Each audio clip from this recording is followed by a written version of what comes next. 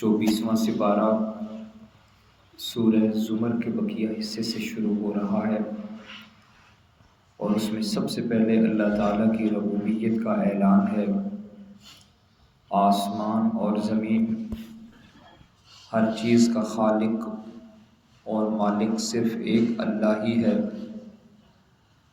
اور اللہ تعالیٰ کی رحمت کی وسعت کا یہ عالم ہے کہ انسان کتنا ہی گناہ گار کیوں نہ ہو، اس کے ایمان کا یہ تقاضا ہے کہ اس کو زندگی کی آخری سانس تک اللہ تعالیٰ کی رحمت سے نا امید اور مایوس نہیں ہونا چاہیے۔ واضح انداز میں اللہ تعالیٰ نے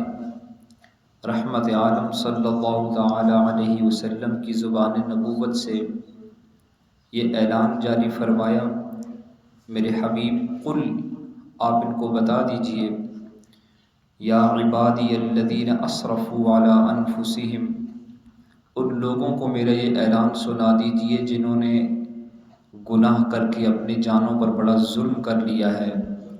جن کی زندگی کی صبح و شام، دن اور رات گناہوں کی تاریکی میں گزرتی رہی اور انہیں اس کا احساس نہ ہوا، کبھی انہیں ہماری رحمت اور ہماری قدرت یاد نہ آئی، لیکن آج انہیں یہ یاد آیا ہے کہ کوئی ہمارا رب ہے، کوئی ہمیں پالنے والا ہے، کوئی ہمیں عطا کرنے والا ہے، لیکن وہ اپنے گناہوں کی طرف دیکھتے ہیں تو کہیں ایسا نہ ہو کہ وہ ہماری رحمت سے مایوس ہو جائیں۔ انہیں بتا دیجئے کہ تمہارے گناہوں سے ہماری رحمت بہت زیادہ ہے۔ پھر اس کے بعد جہنم میں جانے والوں اور اہل جنت کے جنت میں داخل ہونے کی کیفیت کا بیان ہے اور ان کا مکالمہ ہے۔ اس کے بعد اللہ تعالیٰ نے 24ویں سپارے سے جس سورہ مبارکہ کا آغاز فرمایا اسے سورہ مومن کہتے ہیں، اور مومن ایک ایمان والے کو کہا جاتا ہے۔ اللہ تعالیٰ کے نبی حضرت موسیٰ علیہ السلام کے قتل کی سازش فرعون کے دربار میں ہونے لگی، اور وہ سازش کرتے ہوئے اپنے رفقا سے اور اپنی فوج سے یہ مشورہ کرنے لگا کہ وہ کس طرح حضرت موسیٰ علیہ السلام کو قتل کرے۔ تو اس دوران حضرت موسیٰ علیہ السلام پر ایمان رکھنے والا ایک شخص جس نے آج تک اپنے دل میں ایمان کو چھپا رکھا تھا، اس نے کہا اتقتلون رجلا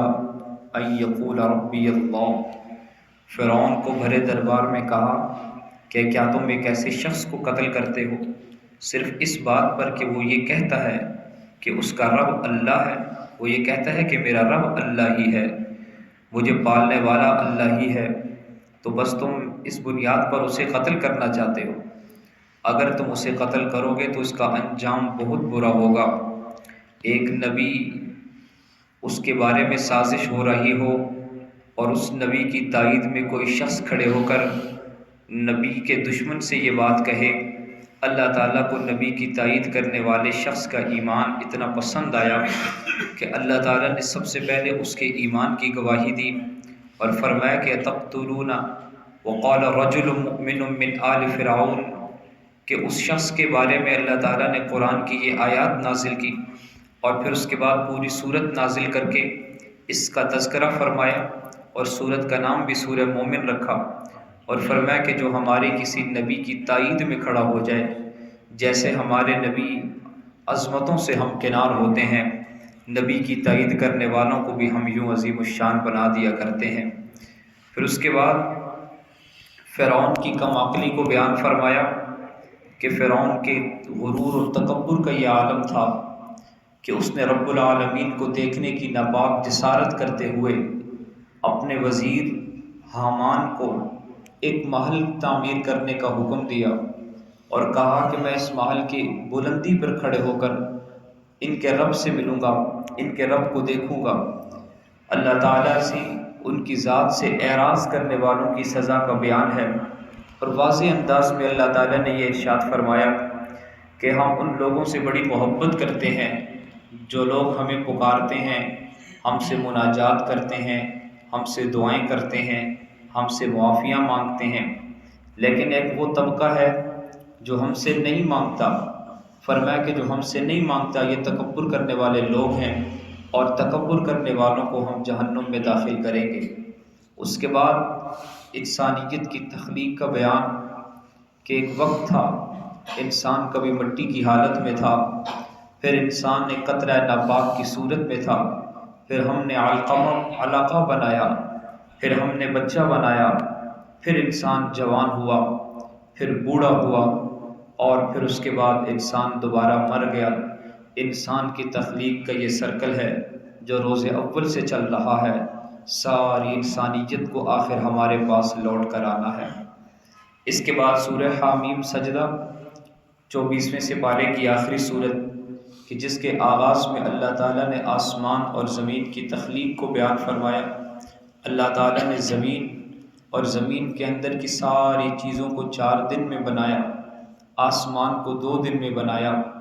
پھر اس کے بعد کفار کی شرارتوں کو بیان کیا کہ کس طرح رحمت عالم صلی اللہ تعالیٰ علیہ وسلم جب قرآن کی تلاوت کرتے ہیں تو یہ لوگ آ جاتے ہیں اور یہ کہتے ہیں کہ جب حضور قرآن پڑھ رہے ہوں تو قرآن نہ سنا کرو، قرآن کی تلاوت کے دوران شور کیا کرو، باتیں کیا کرو، تاکہ حضور علیہ الصلوۃ والسلام کی تلاوت کی آواز لوگوں کے کانوں میں نہ پڑے۔ یہ لوگ شور مچایا کرتے تھے تاکہ یہ خود بھی تلاوت قرآن کو نہ سن سکیں اور کوئی اور بھی تلاوت قرآن کو نہ سن سکے۔ لیکن جب قرآن کی تلاوت میں زبان رحمت عالم صلی اللہ علیہ وسلم کی ہو، کلام اللہ کا ہو، زبان صاحب قرآن کی ہو، تو اس تلاوت کا کیا عالم ہوگا۔ انسان تو انسان، اللہ تعالیٰ نے قرآن کے دوسرے مقام پر بتایا کہ جنات بھی کھڑے ہو کر حضور علیہ الصلوۃ والسلام کا قرآن سنا کرتے تھے۔ اس کے بعد اس سپارے کے آخر میں داعی توحید کا بیان فرمایا کہ اس کائنات میں اس شخص سے بہتر کس کی بات ہو سکتی ہے۔ وَمَنْ أَحْسَنُ قَوْلًا مِّمَّنْ دَعَا إِلَى اللَّهِ، جو لوگوں کو اللہ کی طرف بلائے اس کی بات سب سے بہتر بات ہے۔ جو اللہ کے ارحم الراحمین ہونے کی دعوت دے، جو لوگوں کو اللہ تعالیٰ کے رب، خالق اور مالک ہونے کی دعوت دے، اللہ تعالیٰ کی توحید کا بول اس کائنات کا سب سے عظیم و شان بول ہے۔ اور جو بھی یہ کہے گا، یہ بول بولے گا، لوگوں کو دین کی دعوت دے گا، وہ شخص اس کائنات کا بہترین شخص ہے۔ پھر اس کے بعد دعوت کے اسلوب کو بیان فرمایا کہ دین کی دعوت کن حالات میں دینی چاہیے، کن معاملات میں دینی چاہیے اور کس انداز سے دینی چاہیے۔ اس طرح اس سپارے کو اللہ تعالیٰ نے مکمل فرمایا ہے۔